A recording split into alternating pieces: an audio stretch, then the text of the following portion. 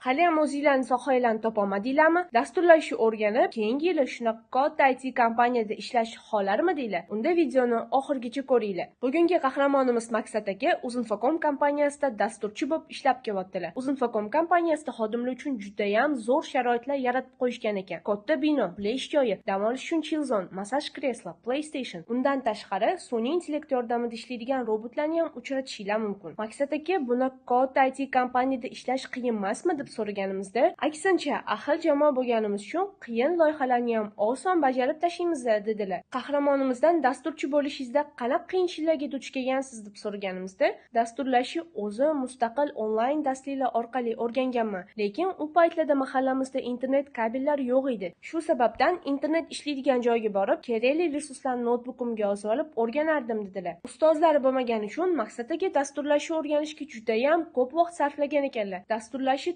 tezroq o'rganishimiz uchun nima maslahat bera olasiz deb so'raganimizda, Uzinfocom qoshida ochilgan YouStudy IT kurslarini tavsiya qildilar. O'sha kurslarda o'qisanglar, o'qish davomida Uzinfocomda stajirovka qilib, real loyihalar bilan ishlab, IT sohalarini tez o'rganib olsanglar bo'ladi. O'zinglarni yaxshi ko'rsanglar, Uzinfocomda ishga ham olib qolishadi. 1 yilda bemalol $1000 daromadga chiqa olasizlar dedilar. Agar sizlar ham YouStudy IT kurslarida o'qib, Uzinfocomdagi katta IT kompaniyaga ishga kirmoqchi bo'lsanglar, unda kommentda plus qoldiringlar.